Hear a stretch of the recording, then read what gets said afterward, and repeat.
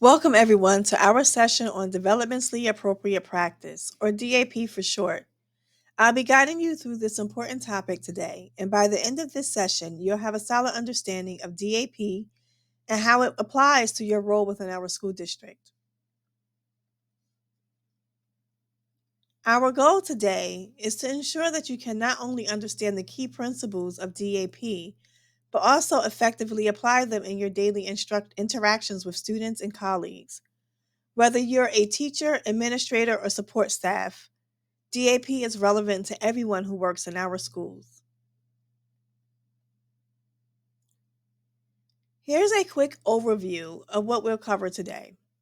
We'll start by defining DAP and exploring why it's crucial for all school employees. Then we'll dive into the three core principles of DAP. Next, we'll discuss how DAP influences the overall school environment.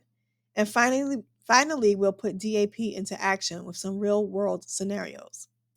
We'll wrap up by discussing the trajectory of learning and development to help you set realistic expectations for children.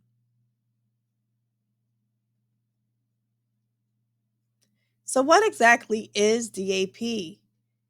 It's a framework that guides our curriculum and interactions in educational settings. It emphasizes the importance of considering each child's individual developmental stage, interests, and learning style. In essence, it's about meeting children where they are developmentally and tailoring our approach to their unique needs.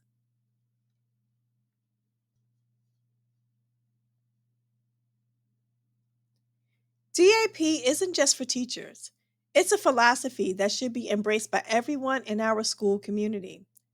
Let's delve deeper into why DAP is so important for all employees, regardless of your specific role.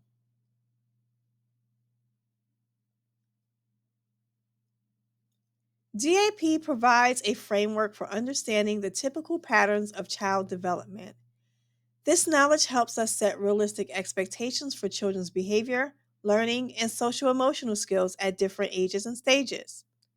We often hear phrases like, he's so advanced for his age, or she's behind in reading.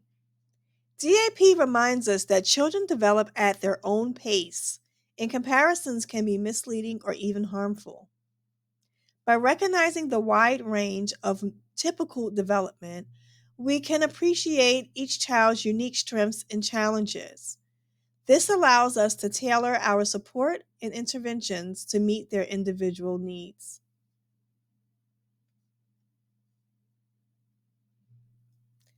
DAP helps us communicate more effectively with children. We learn to use language that is appropriate for their age and developmental level, and this means using simpler words and sentences with younger children and gradually increasing the complexity as they grow. DAP also emphasizes the importance of active listening. This means paying attention to what children are saying, both verbally and nonverbally, and responding in a way that shows we understand and care. Effective communication builds trust and rapport with children. When children feel heard and understood, they are more likely to cooperate and engage in learning.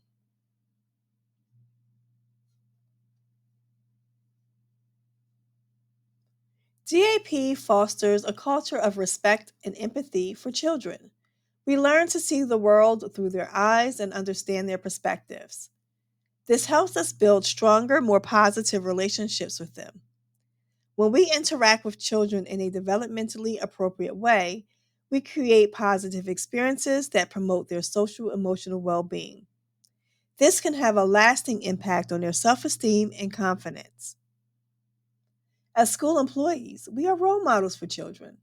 By demonstrating respect, empathy, and positive communication, we teach them valuable life skills.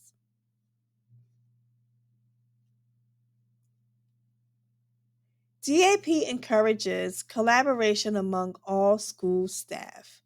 When everyone is on the same page regarding child development and best practices, we can create a more cohesive and supportive learning environment. DAP promotes consistency in our interactions with children. When children know what to expect from the adults in their lives, they feel safe and secure. This allows them to focus on learning and growing. In addition, DAP values diversity and inclusivity. By recognizing and respecting the unique backgrounds and experiences of all children, we create a school climate where everyone feels welcome and valued. So you see, DAP is not just a set of guidelines. It's a mindset that can transform our schools into places where all children thrive. By embracing DAP, we can create a more positive, supportive, and inclusive learning environment for everyone.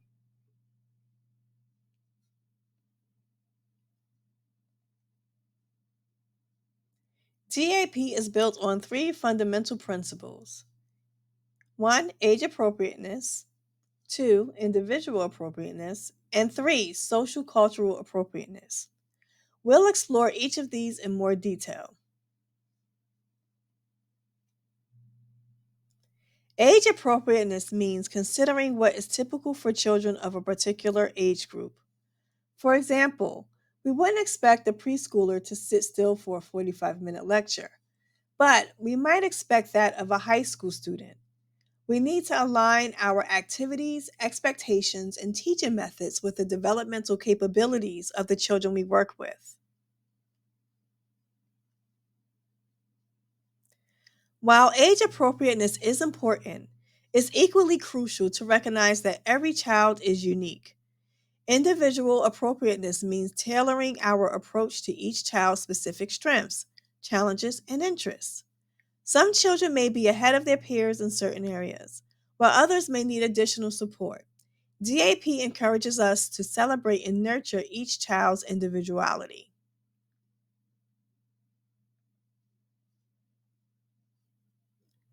Children are not raised in a vacuum. They are part of families and communities with diverse cultures and values. Social cultural appropriateness means respecting and valuing these differences. We need to be mindful of how cultural backgrounds can influence children's learning and behavior. DAP encourages us to create inclusive environments where all children feel safe and respected.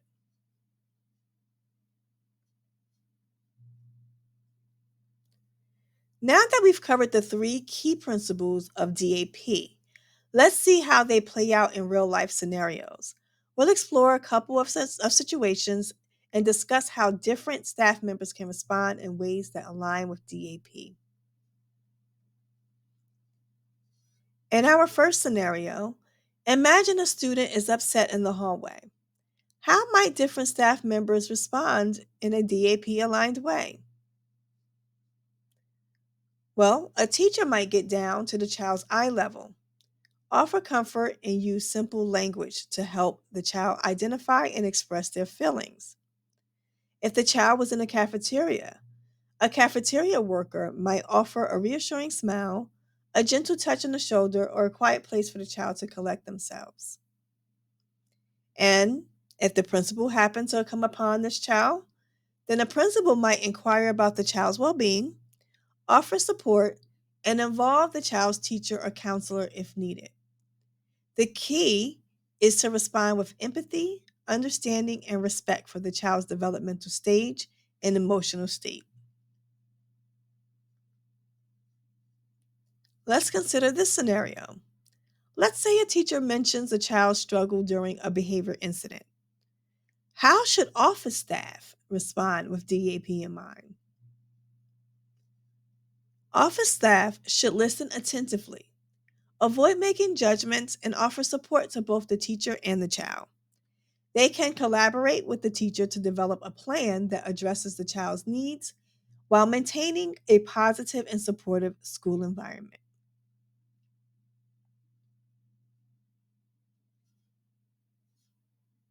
The commonality between these two scenarios is meeting children where they are, responding with empathy, understanding, and respect.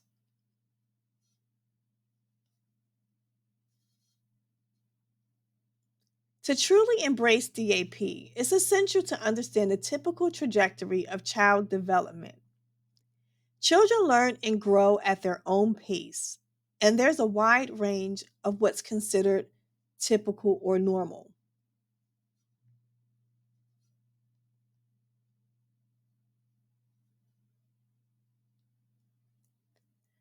Early childhood is the period between from birth through third grade or age 8.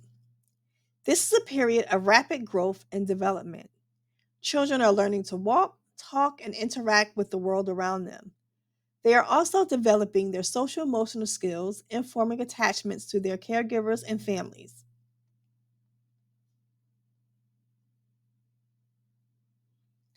Late childhood is from fourth grade or age 9 through seventh grade or age 12. Children are becoming more abstract thinkers and are able to understand complex concepts. They are also developing their moral reasoning and social skills.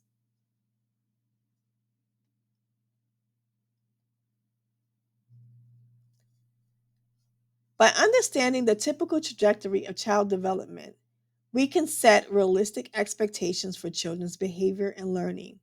We can also identify when a child might need additional support.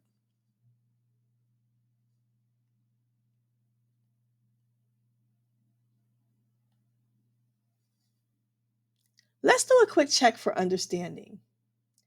Which of the following is not a key principle of DAP?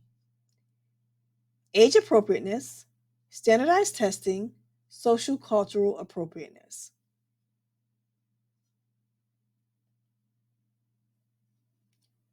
The answer is standardized testing. This is not one of the key principles of DAP.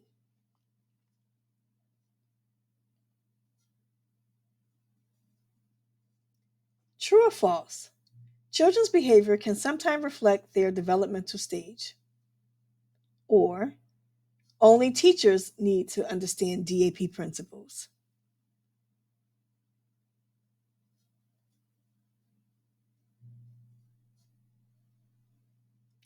The first option is true. The second option is false.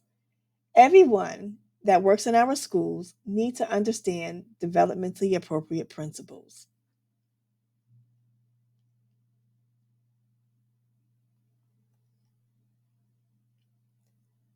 Thank you for your time and attention today. I hope you found this session informative and valuable.